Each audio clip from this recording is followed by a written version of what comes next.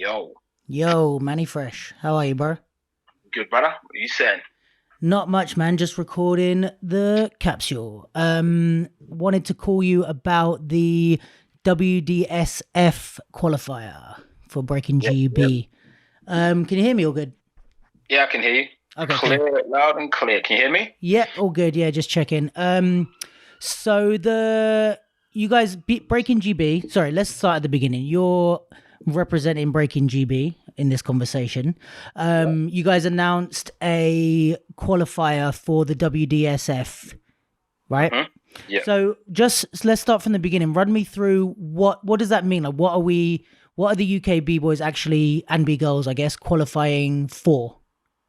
Well, basically, obviously the WDSF, if people don't know, are the national governing body in charge, recognized by the official Olympic Committee to be in charge of breaking. Mm-hmm. So worldwide, they're the ones in charge, and they delegate to each country to that has a dance sports association. So underneath them, you got dance sports, and not every country, but a lot of countries have dance sports member bodies. Yeah, Our one is Dance Sports England, cool. and that's who we're working with.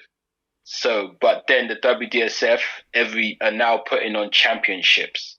They're putting on championships to build relationships with the breaking community, Got ya. to start the ball rolling, to basically get things in place, get people from the community working with them and the scene and everything. And so this is the second one, I believe. The other one was in Russia, right? The first one was in China. Oh, what was the one in Russia? Is that not the same thing? It is yes and no. The first Okay. one was in China. Yeah. The second one was in Russia. Yeah. But the Russian one was only for Europeans. So Got it ya. wasn't the world. So this is a one- world championship. This one's the world. This is everyone. So the Okay. first one was a world one. The one in Russia was only for the people in Europe, the Yeah. region, not the European Union, the actual region of Europe. This one is a world championship. So this is, as far as I know, everybody from around the world, all the breakers can enter this one. Sick. Okay, cool. So this qualifier will qualify you for that. So this is the same organization that are taking care of the Olympics, but this is not like you're not qualifying for the Olympics or anything like that. Nope, they still haven't, no qualification for the Olympics will start till 2022. That's what we've been told. Cool. So this is solely to qualify to battle at the WDSF World Championships, which has now been moved to Paris. Yeah. In Paris, France, but does not qualify you for the Olympics. Cool. And is it same judging system as the Olympics will use? Yes and no, because there's obviously they're still developing it. As far as I know, it is almost, it should be ready to go. Yeah. But yes, it is the judging system that they'll be using. But I wouldn't say now that what you see exactly now will be the one that you'll see at 2024, because that's a long time. Yeah. They're going to develop it more. But the system they will be using is the one that is in effect right now. So I guess benefits for breakers entering this who want to enter the Olympics or at least get a taste of it is like you can get used to using that system or kind of seeing how it plays out in real time. Yep, 100%. Because Cool. it is obviously there's a whole thing behind it. All the judges are being trained on it, so it's not just to come and judge where you want. So yeah, you're gonna see like how you match up against that system now. Cool. And do we know who are the judges for the UK qualifier yet? It isn't officially confirmed yet, so I don't want to say yet, just in case. Totally but fine. there are names put down. Yeah. There are. We're just checking flights if people can come in. The situation in the world. Sure. At the moment. So, but right now it's probably going to be 5 judges. Cool. All using the system Nice. to do that. With maybe 2 international judges that are being looked at to come in, Mm-hmm. and that have been trained on the system to do it. Sick. And so the UK qualifier is which date again? UK qualifier is October 31st. Cool. And that's at Sadler's Wells, right? In the Lillian Bayliss. Yep, Sadler's Wells and the Lillian Baileys, because it's in partnership with them as well. So they are, that's why the venue's there, and we're using their venue, and we're partnering with them to also do this. Yeah, I think that's dope actually. Especially nice to see I guess like breaking convention get involved in more like the competitive aspect of dance and help out with that. So that's pretty cool. So is breaking GB, breaking convention and Dance Sport England that are kind of all 3 working together? Yeah, and SAD as well, because if you And know SAD SAD as well. and Breaking Convention work together, but they're Sure. not the same entity. But yeah, we are all working together. Sick. Well, this is a good combining of forces to make something big happen, man. Yeah, that's what it's trying to do. Get this party started. Yeah. Do you know? Just I don't know if this is too like it needs to be nearer the time, but do you know if you're gonna have the seats out in the thing, or are you gonna push the bleachers back and have just the open floor? Yeah, right now that hasn't been confirmed. Yeah, What yeah. we're doing right now, I think what they're doing first is seeing how many Sign up. breakers sign up, Yeah. because obviously it's only UK. You can't sign up if you don't have a UK passport. But we still don't know how many are going to sign up, who's going to sign up. And once they know how many breakers have signed up, then they're going to look at spectators. Sure. And they would bring in spectators, seating, maybe cipher, who knows. But Cool. yeah, breakers first, spectators second. Yeah, I like that. And the winner gets what? I'm assuming flights to Paris or whatever, transport to Paris. So basically the finalists. So the top two B boys and top two B girls both get tickets to Paris, flight, accommodation, and they qualify to go to Paris. So yeah. So do they have to do prelims once they're there? No. In Paris? Yeah. Yeah, you will, because as far as I know, it's going to be a world. All the WDSF qualifiers have been so big. Yeah. That it's not like they're not picking like there's not a top 32, a top 16. It's literally the world that can do it. If every country that does a qualifier sends their breakers, and when they get there, they then do another qualifier, and from that they might pick top 32 or top 16, depending on how many. In Russia, I think they pick top 64 B boys and top 32 or 16 B girls. Right. Once you're already there, so you battle to even have the privilege to get in the prelims. Exactly. Well, you battle in the prelims for the privilege to get in the battle. Sure. But I mean, as in you battle in London to be able to enter in Paris, even. Yeah, correct. Yeah. To go to Paris to then battle again. To see if you can make it. So it's like, it's no joke, Yeah, high level shit, man. That's dope. Okay, cool. So you say the top two of each, the breaking B-boys and the B-girls, right? So if you get to the finals, do you have to battle again for the finals, or you just like, okay, we got to the top two, like we're done? To be honest, they haven't worked that out yet. Okay, That's cool. another little detail that just hasn't really been, that hasn't been worked out yet. I mean, it'll probably come down to, because again, there's a lot of little things like if they battle it out, then we'll know who technically was the winner and who is like, so they technically could be classed as right now the first winner of the qualifier. Sure. So if we start doing a ranking system, we already know, well, that person won at least, and that person came second. Yeah, even if it doesn't kind of change anything once you get out there, but for us, we know like who's first, who's second. Exactly, for now, and because obviously this is going to be the first of many, so we want to start seeing who's winning, who's coming second, who's coming third, fourth, fifth, all these things. Yeah. But in between now and October, maybe that Things won't be change. necessary just yet, and then October will hit, and we'll just say the two winners. But also, it's a battle. And someone always wants to win, right? Yeah, so I can't imagine people being like, all right, I'm happy to go home. No. Why do all that and not have a final battle? Like, yeah. Even if it's just for them, like, just to have that last one to see who would have... Because you'd always be wondering, like, who was the winner in it. Yeah, And just and little technical things, like, you never know what might happen. Maybe Paris turned around and said, oh, you can only send one now because of restrictions or something. Yeah, right. So it's just nice to know who the winner is anyway. And then you'd have the second, but hopefully everything, fingers crossed, everything goes well. Nothing changes in the world. 2 B-boys, 2 B-girls from UK go to Paris. Bang. Perfect. Thank you, man. And Paris date is which again? December 4th. December 4th. All right, cool. So all the info can be found where? Breaking GB website? You can go to Facebook page. If you want to keep updated on it in general, you should go to breakingforgold.com, because that's the official website for breaking in the Olympics itself. Sick. And all the stuff going on. But to be kept up to date, with what's going on in the UK, because if it's UK Pacific, which won't be on Breaking for Gold, breakinggb.org. Yep. Or our Instagram, which is breakinggb as well. Bang, perfect, man. Thanks so much. I appreciate the insight into that, man. Well, good. One thing I do want to update, just in case people don't know, because we had to double check, the minimum age is 16, because originally we thought it was 15, but then we double checked and found out that minimum age is 16.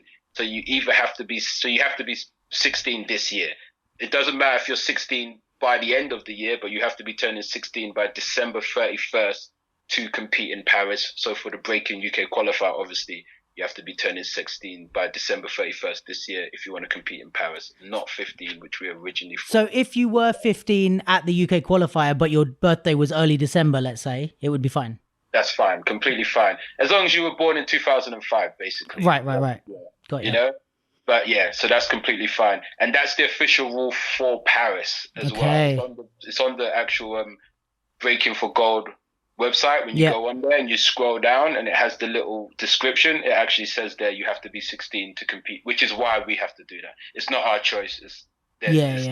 We have to follow the rules, unfortunately. So there's nothing we can do about that. Okay, cool. Nice update on that. Thanks, man. All good, brother. Appreciate that. I'll catch you soon. You too. Thanks, man. In a bit. Bye. Cool. All right. Well, that was your update on the Breaking GB WDSF qualifier. In case you didn't know by now, this is the Capsule. I am the Duke London, but please call me Luke because it would be super weird if you called me the Duke London. So that's one thing that got announced this week, was the qualifier. I think it's dope. I kind of said everything I have to say just then. But yeah, I think it's sick what they're doing, and I think it's nice to see that team up, and I think it's going to be a cool event. I'll be there. So saying that, let's move on. What else happened this week? So which order to start in? Well, small things that happened. We shared on the Capsule Instagram a post of Silk Boogie Max doing his online qualifier for Create Battle in Birmingham this Friday, and it was dope, and he got selected as the winner of that.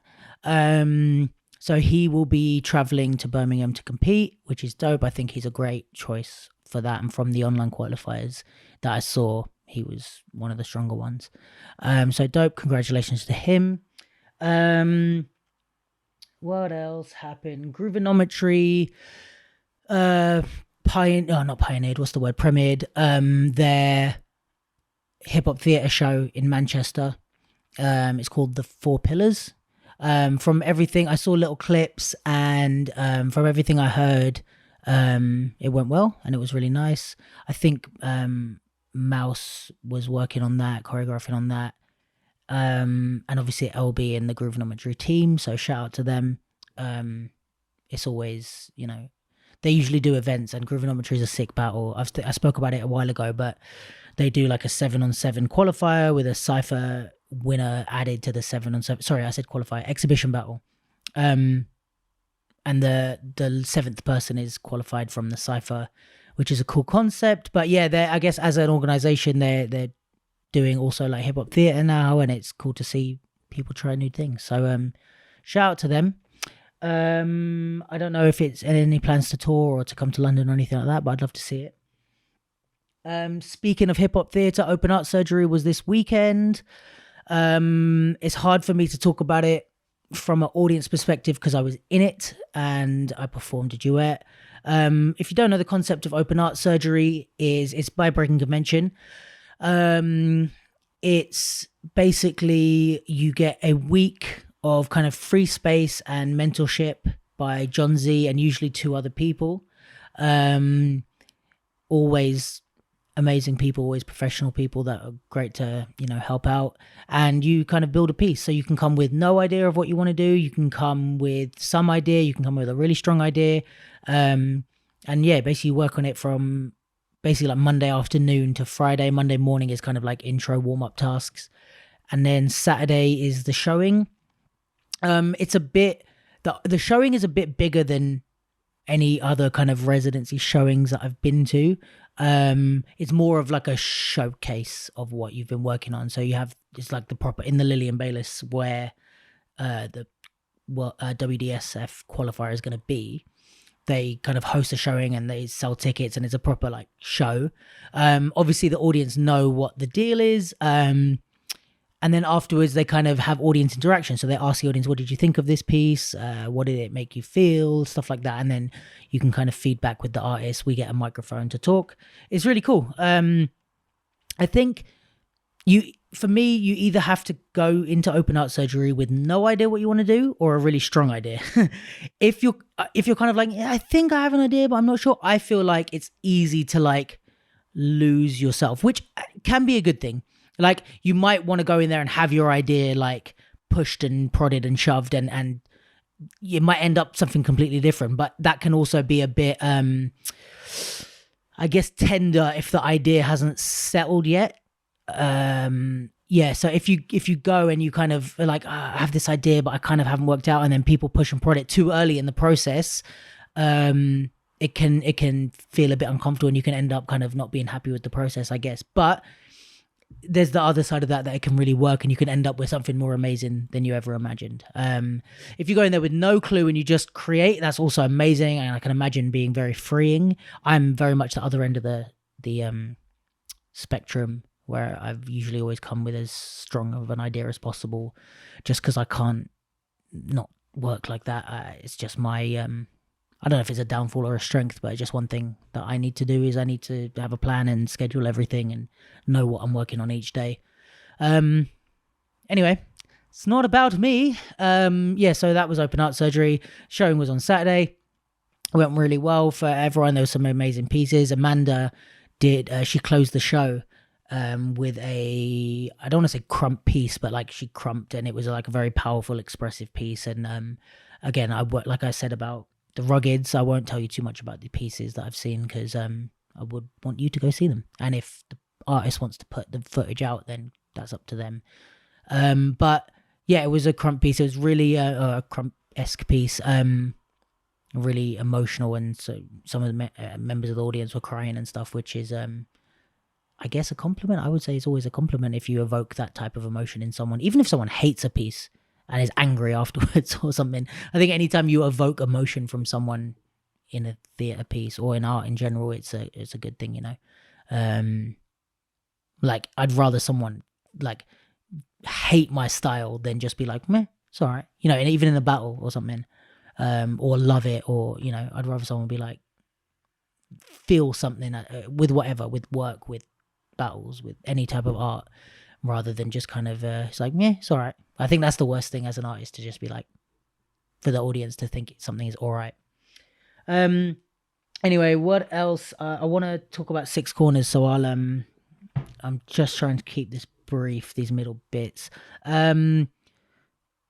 There was a battle in Manchester called Rotation Dance Exchange. A young b-boy called King James won the break-in, and he battled Infante in the finals. And if you know Infante, the dude is no joke.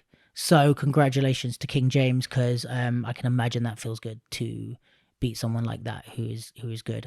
I don't know King James's general level. I don't know if that was like a huge peak moment for him, or if that was like he could beat Infante every day, but I know Infante's dance, so he must be pretty good to be able to beat someone like that. So congrats to him. I also think he's not that old, so maybe it's like he's kind of coming into his moment now, because he was also at Spin's battle, and from the footage I saw, he did pretty well. So yeah, shout out to him. One funny thing about this event, the Rotation Dance Exchange, from what I heard, they did a 7 to smoke and put 10 people through the prelims, which I don't know the reasoning. I haven't spoken to anyone that organized the event, but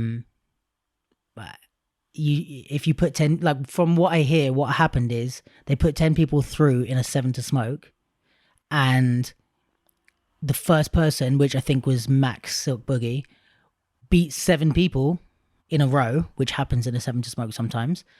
And then they stopped and said, well, he's won. But then 3 people didn't get to battle. Or he beat 6 people or something like, I don't know. But like 3 people didn't get to battle as far as I know, which is strange because you shouldn't put 10 people through in a 7 to smoke. Should be 8. One person has 7 people to smoke. Anyway, maybe there's stuff behind the scenes that I don't know about. Maybe there was a reason for them to put 10 people through. Who knows? Anyway, sounds like it was cool. It was cool anyway, and yeah, It is what it is. Dance Your Style qualifiers happened the other day, Sunday, Saturday. And yeah, I've spoken about Dance Your Style before. Super quick. The concept is it's all style battles. And the idea is that the DJ plays basically like really popular music. It's to challenge the dancers, which it does, but it's challenge them in a way of like pop music, basically. And that's it. So they had a Manchester qualifier and a London qualifier for the London finals, which is also a qualifier. They cancelled the Manchester one. And then everyone that had signed up for the Manchester one, because they cancelled it, Red Bull UK paid for them to have a return ticket to compete in the London qualifier, which I think is dope. There's no end to that sentence. I think that's cool. And then, so in the London one, you had all the people that would have entered in Manchester. I don't know how many that was. And they did a prelim, then they did a top 32, and then they did a top 16.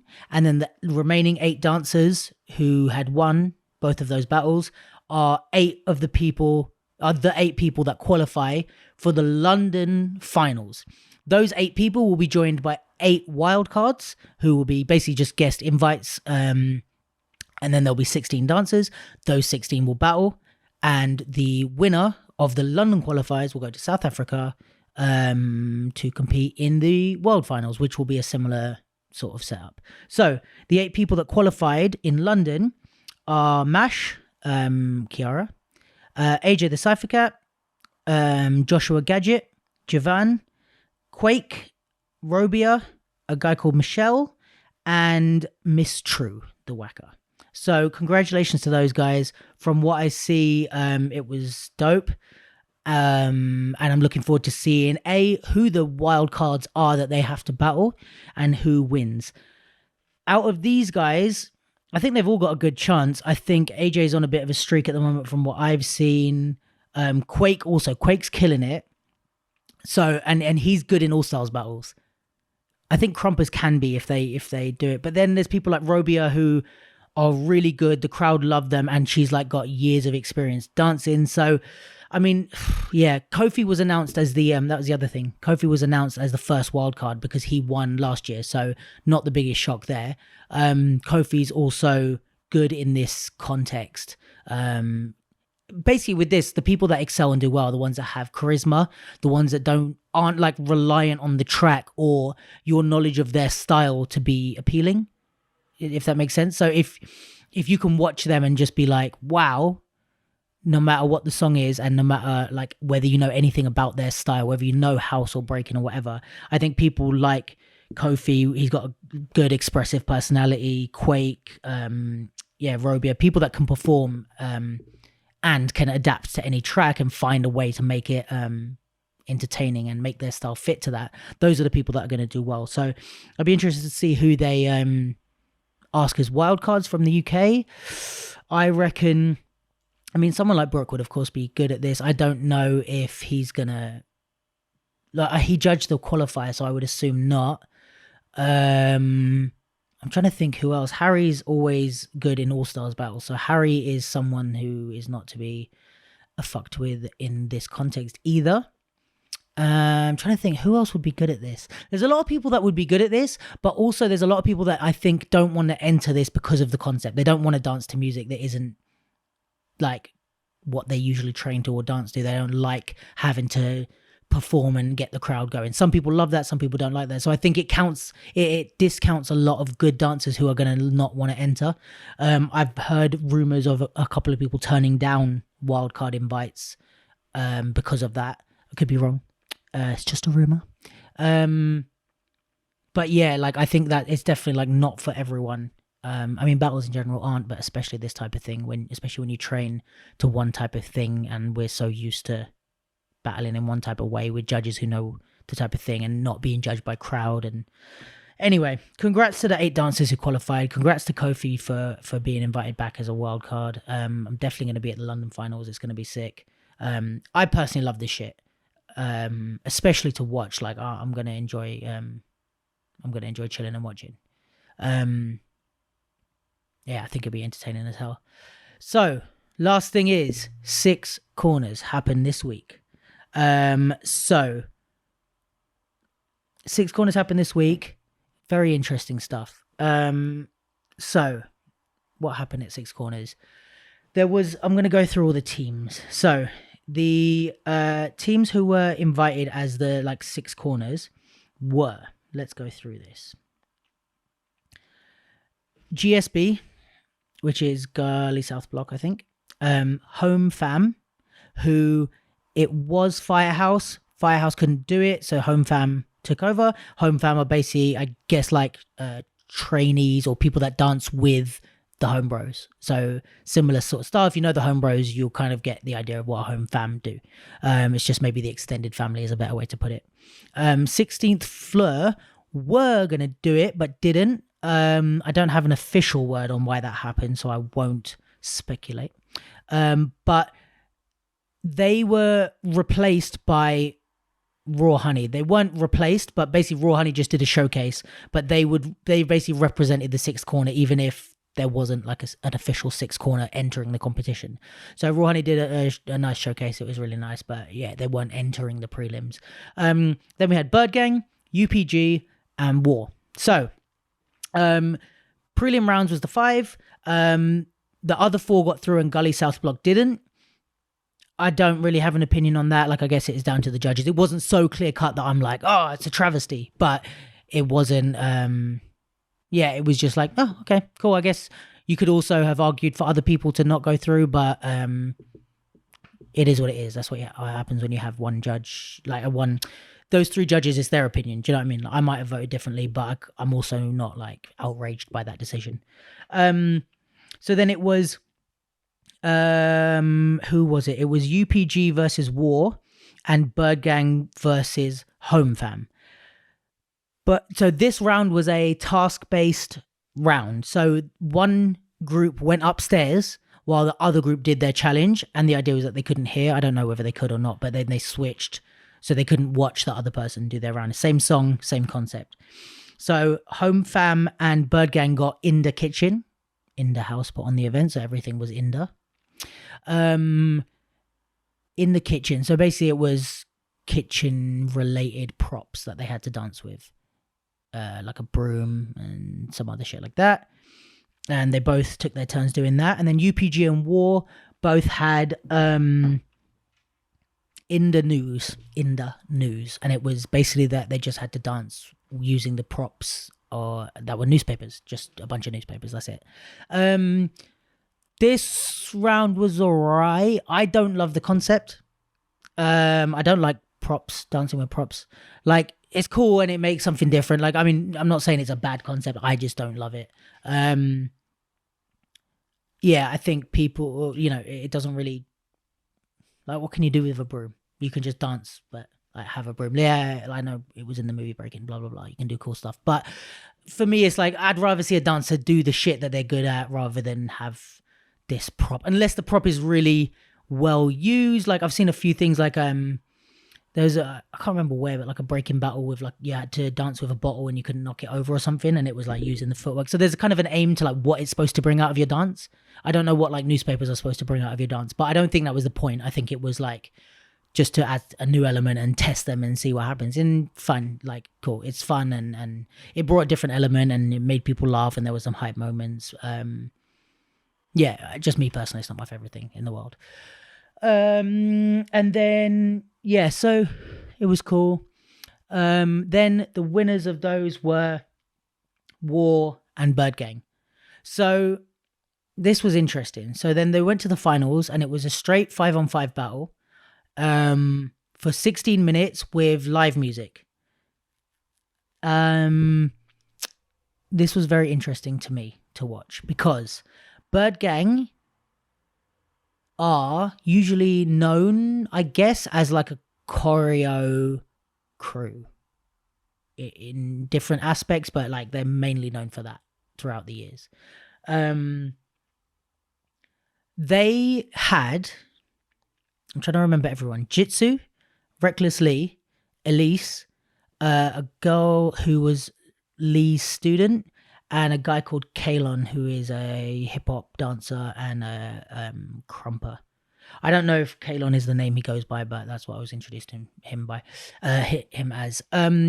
So those people are all 5 in the battle scene pre-Birdgang mostly. Like, I don't think Birdgang brought any of them into the dance scene. So the Birdgang kind of went the like sports team approach in a way, where they like recruited people. And I'm not saying that they recruited people for this battle, but the people that they have and they're associated with, like Reckless Lee's been doing stuff with Birdgang since time. But the people that they brought in were specifically the battle people from the Bird circles, which is a smart decision. Like, I can't really shit on that, you know, like, why go in with your people that don't battle unless you wanted to test those members to push themselves into a new arena, which brings me on to War. So War had Jay Funk, who we know from the battle scene as he did hip hop, house, crump. He's been about since he was like a little kid. I still think of him as a little kid. I forget he's a grown up. And then the other 4 from War were not really battlers. Now, I spoke to Jordan afterwards, and he said that he wanted to push War to do this battle, which I thought was interesting, because he was saying he sees the battle scene as like the base, like where everything comes from, and no matter where you go away and stuff, he always wants to kind of bring it back to this, like, where the stuff came from and where the styles, I guess, were born to, I'm kind of paraphrasing a little bit, but to kind of like touch base and reconnect with what it's like is at its core and then go back out. So for him, he was like, I want to push the guys to do this so that we can kind of, like, for us mainly to come back and do it, right? I'm probably not doing justice what he said, but I thought it was dope, man. It gave me a different perspective on War and them entering the battle. I thought it was cool because really and truly, like, War have a big name. I mean, so do Birdgang, and I'm not saying this in opposition to Birdgang. It's a new topic now. But like, War don't need to get a name in the battle scene because they're doing bigger and probably more well-paid shit than like winning a battle. Do you know what I mean? So for them to do it for what the battle scene represents to Jordan and to them is dope, I think. And to step into a new arena when you already have a big name is dope. And it not even a new arena, but a new arena where someone can outright say, like, we think that person is better than you. It's not easy, and you know, especially for people who are already established. It's already not easy for beginners, but if you're already established, to kind of be humble enough to come in and go, yo, if I take this L, I'm going to take the L, is it's not easy. So props to them both. They did a good job. They took it seriously. Like, the showcases at the beginning, for the prelim rounds, everyone did showcases. Birdgang went all out because this is their strength. War went all out. This is their strength. So we kind of knew they were strong from the beginning. The other guys went full out as well, but you could really see, like, especially those two, the preparation that they put in. And, you know, even though for them it's probably like easy, but yeah, like they worked on their showcase and stuff. I thought all of the showcases were actually really good. So anyway, 16-minute battle in the finals, Birdgang versus War. This was an interesting one. It was quite hype. Maybe in places too hype, I would say. I think so. Here's the thing. Here's my opinions on this battle. The Birdgang side, they had prepared. They had battle routines and stuff. I think that shows because it feels like Lee was like the general, like he was running shit on the floor. And I think from his stuff with Soul Mavericks, he knows how to battle. So he knows when to throw in routines, how to prep for battle routines, what's effective. And some of their routines were pretty effective. It was quite a small space, so you didn't have loads of space. There's 10 people in a small space. So it was hard to really like pull off clean shit, but it was cool. What else with Birdgang? Like, I think, yeah, they had some experienced battlers mixed in with some less experienced battlers. So Lee and Jitsu are pretty experienced in the battle scene, right? The other 3 are experienced but younger, so not as experienced. And I think you could tell that mix. Like, when it got hyped, there was a lot of like shouting back and forth and talking back and forth. And I think say with Lee, like it's in his nature to talk shit in a battle and stuff like that. But I think what maybe the other people on Birdgang missed, especially the younger guys, Jitsu wasn't like talking too much shit. He was kind of just doing his thing. I mean, he was in the context of the battle, but not like anything crazy. It was just battle back and forth stuff. I think the thing with Lee that the other ones on his team might have missed out for me is like, he was talking a lot and being very loud, but he was doing it in a very specific way to get at certain points. And I think what people miss about battle tactics is like there's nuance to it. It's not just shouting down your opponent and saying that they bit something or saying that what they did was shit, right? You're trying to get in their head for a reason. So it's not just like, okay, you got in their head and the judge goes, oh, you got in their head. Like, no, it's like, well, what did that achieve, right? Because some people you get in their head and they fucking smoke you. So you don't want to get in their head. Like, you don't want someone to be like, fuck this guy. Because then if they're good and seasoned battlers, they'll destroy you and you don't want to get destroyed. You could just get beaten. So I think Lee was basically pointing out that Jordan, he was like, you've got one guy, you've only got one guy. And he was kind of pointing out that like every round he was like pointing at Jordan as if he was going to go. And it almost does like a reverse psychology thing of like, do you then send Jordan because he is the strongest freestyle and most experienced battle wise, and then everyone sees that it's true what Lee's saying? Or do you go with someone else and then it's like Lee is dictating who you send out, where by pointing out Jordan, you change your decision and send someone else instead, so you don't send out your strongest person. So I think that was clever, right? That's how you do battle tactics. You pray, even if it's not like, even if the other guys held it down, like no disrespect to the other guys, they held it down, but I think even they'd say, you know, Jordan's fucking dope. So it's you have to think about what you're trying to get out of this talking, because I think the other guys got hyped up by Lee and obviously War responded and was just talking. And the thing that I think was a mistake, even though they won in the end, Birdgang, right? But if I was to critique what they did, I don't think you hype War up. That would be my thing, right? War are on stage with Stormzy. They're doing big group ensemble pieces, right? They live in hype. Like this is where they get their energy and their power from, is working on a big stage with loads of people and hyping up big crowds. That's what they're like, that you're not gonna, and also on top of that, they're all like young, like confident people. So you're not gonna get in War's head by making them hyped up, right? They're gonna be able to dance at the same level that they could before. It's not gonna put them off. They're gonna feel maybe more at home. You know what I mean? So whereas Lee was making them do things and question, even I can imagine, I don't know this to be the case, but if it was me, I would question, oh shit, I'm not the one guy. You know what I mean? I'd be like, oh, like, don't tell everyone that Jordan's better than the rest of them. You know what I mean? So that could like, it could hurt I'm sure they didn't feel bad about it, but like in that moment, him pointing at Jordan and saying, Jordan's your one guy. It's like, or it makes you want to go out and then maybe you're more confident than you should be. It like fucks with your head basically, which is what good battle tactics do. It makes you not concentrate on dancing your best, and then the other person has the advantage, right? And I think with the other guys, they just heard Lee getting hyped up and they got hyped too and just started cussing and just like shouting stuff during their rounds and whatever. And it was like, I don't know, for me, if I was battling War, I would try and not make it a hype group thing. I would have pushed my team back and I would have sent each person out one by one and even had the people at the other four like crouched down and just watch that one person. Because if you make it a 1v1 5-on-5 and it's back and forth and you make the judges really clearly judge this person versus this person, then Birdgang having 5 battlers have a big advantage, in my opinion. That's what I would have done if I was them.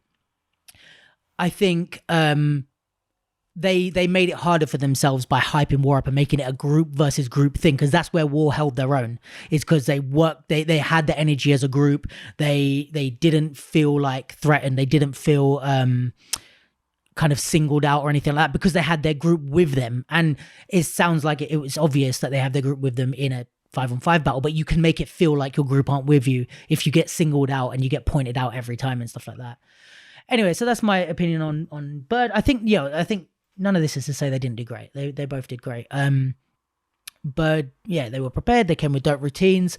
I think it was cool because a lot of the other people there were battle groups, and to see War and Birdgang get to the finals of an underground battle is dope, and it shows like Six Corners did a good job in putting on this different concept, and it forced people to dance differently and think differently. So I think that's sick. Yeah, War did sick to get that far even, and then in the finals they did great.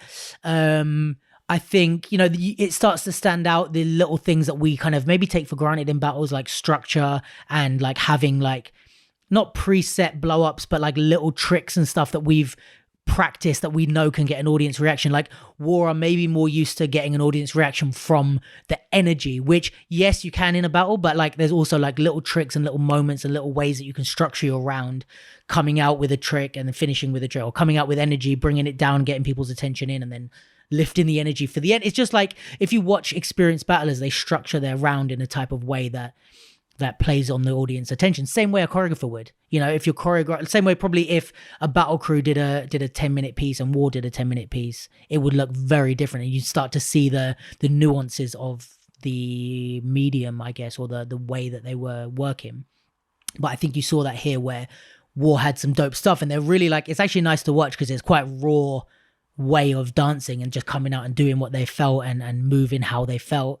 But I think, yeah, with Bird, you had these people who were more like, you know, Lee's been battling for years, Jitsu's been battling for years, and they know how to build, how to save stuff for a different round, how to use tricks at the right time or use certain styles at the right time and stuff like that. So it was an overall good battle. Bird won, but it wasn't, you know, they didn't get smoked at all. So props to War for that.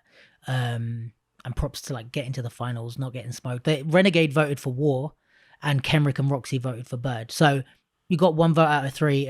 That's pretty fucking respectable. Being that they're not like regulars in the battle scene. Yeah, Six Corners was a nice event, really nice event. It was cool. I think the that location is dope because it's like central London in the Red Bull studios. I think it's got, I don't know, that it's the Red Bull venue in central London. Yeah, really nice. I think it was pretty well organized. It pretty much ran to time. It started, doors open at 5:30 and it had to be out, I think, out by 10. So the event finished like at like 9 or something. It would have been cool to have an after party in there, but I think they did a good job of keeping it moving. It didn't feel like, you know, sometimes there's like long ass breaks and nobody really knows what's going on, which they didn't have in this particular event. So that was good. Especially considering like it's all the mentees that run. So in the house have a mentorship. I've spoken about this before.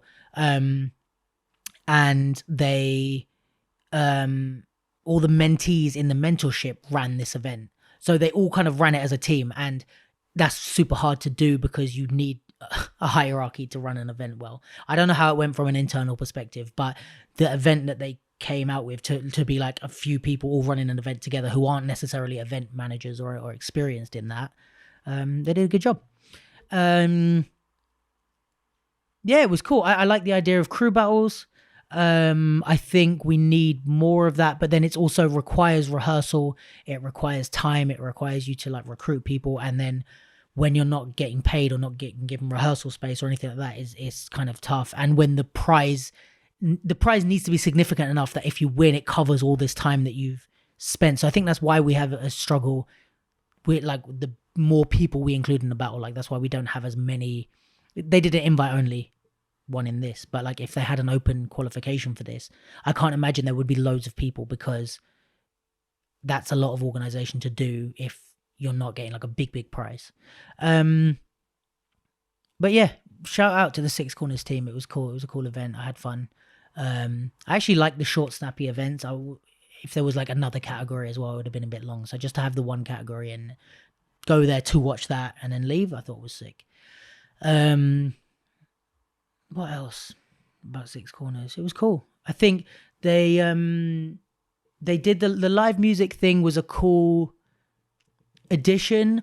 I think because you had the showcase, then you had the concept, then you had the live music, and it was like you didn't really get a chance to see the dancers just go off on the shit that they're used to. So I would have liked that, where it's like maybe the last 10 minutes or something was just battle music. So you see them go through all these concepts, and now it's like, all right, go, like let loose. You're back in your element. So I would have liked to see it kind of a bow tied on it. You know what I mean? Like, all right, you've done all this shit. We've seen you not struggle, but like experiment. So here's your like present, like go nuts. And I think they did something with like someone was rapping along, and there was like someone, Ramel was making beats, and there was the drummer playing, and I think at times it was a bit maybe too much happening, especially with the dancing. It was a nice vibe though. I just think it's better. I didn't really know what to concentrate on, and there was a problem with the mic, and it was a bit fuzzy, so it just ended up being a lot. I think maybe if the mic was clearer, I might not have felt that way. But yeah, it was cool. It was a nice event. Yeah, shout out to them. Shout out to Birdgang and War. Shout out to all the guys that and girls, obviously, that danced in the Six Corners event. That was dope. And yeah, I'm running a bit further on time than I would, so I'll kind of wrap up there. But yeah, that's kind of the shit that happened this week. I don't think I've missed anything. But check out the Capsule Instagram at thecapsule.london, LDN, at thecapsule.ldn. There will be additional updates. There's other stuff that I would love to talk about, but I prioritize the things that I prioritized. So there's, please follow the account, engage in any of the conversations there. Please, if you enjoy this, please do share any part of it on like your Insta story or whatever. Tag us on thecapsule.ldn. Tell a friend. If you're listening, thanks for listening. If you're watching, thanks for watching. This week's song is by a guy called D Untitled One. Yeah, I will obviously, as usual, leave the link to the song below. But yeah, I hope everyone had a good week, and see you this time next week. Peace.